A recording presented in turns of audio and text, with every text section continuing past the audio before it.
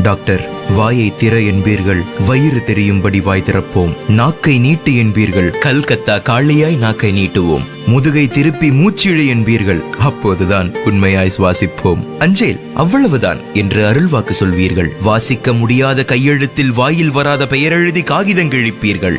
3 வேளை எனும் தேசிய கீதத்தை 2 வார்த்தையில் பாடி முடிப்பீர்கள். போதாது டாக்டர், எங்கள் தேவை இது இல்லை டாக்டர். நோயாளி அவன் பாமரன், சொல்லிக் கொடுங்கள். நோயாளி அவன் மாணவன், கற்றுக் கொடுங்கள். வாய் வழி சுவாசிக்காதே காற்றை வடிகட்டும் ஏற்பாடு வாயில் இல்லை என்று சொல்லுங்கள். சுவாசிக்கவும் சூத்திரம் உண்டு, எத்தனை பாமரர் இதை அறிவார். சுவாசிக்கப்படும் சுத்த காற்று நுரையீரலின் தரை தொட வேண்டும். தரை எங்கே தொடுகிறது? தலைதானே தொடுகிறது. சொல்லிக் கொடுங்கள். சாராயம் என்னும் திரவியத்தை தீண்டாதே, கல்லீரல் எரிந்துவிடும். கல்லீரல் என்பது கழுதை, பாரஞ்சுமக்கும், படுத்தால் எழாது. பயமுறுத்துங்கள்.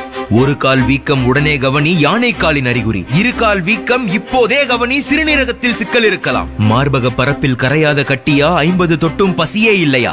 சோதிக்க சொல்லுங்கள். அறியாத புற்றுநோய் ஆவணாவ் எழுதியிருக்கலாம். நோயாளியை தூக்கத்தில் இருந்து துரத்துங்கள் டாக்டர். நோய் என்றும் துக்கம் அல்ல, அந்நிய கசடு வெளியேற உடம்புக்குள் நிகழும் உள்நாட்டு யுத்தம் அது. சர்க்கரை என்பது வியாதி அல்ல, குறைபாடு என்று கூறுங்கள். செரிக்காத உணவும் எரிக்காத சக்தியும் சுடுகாட்டு தேரின் சக்கரங்கள் என்று சொல்லுங்கள் டாக்டர். உணவு முறை திருத்துங்கள். தட்டில் மிச்சம் வைக்காதே, வயிற்றில் மிச்சம் வை. பசியோடு உட்கார், பசியோடு எழுந்திரு சொல்லுங்கள் டாக்டர். அவிக்காத காய்களே அமிர்தம் என்று சொல்லுங்கள் டாக்டர். பச்சை உணவுக்கு பாடம் நடத்துங்கள். மருந்தை உணவாக்காதே, உணவை மருந்தாக்கு. மாத்திரை சிறை விட்டு மனிதனே வெளியே வா. மனிதனை தேடி மரணம் வருவதில்லை, மரணத்தை தேடியே மனிதன் போகிறான். டாக்டர், எல்லா மனிதரையும் 2 கேள்வி கேளுங்கள். பொழுது மலச்சிக்கல் இல்லாமல் விடுகிறதா? மலச்சிக்கல் இல்லாமல் விடுகிறதா? மனச்சிக்கல் இல்லாமல் முடிகிறதா? மனச்சிக்கல் இல்லாமல் முடிகிறதா?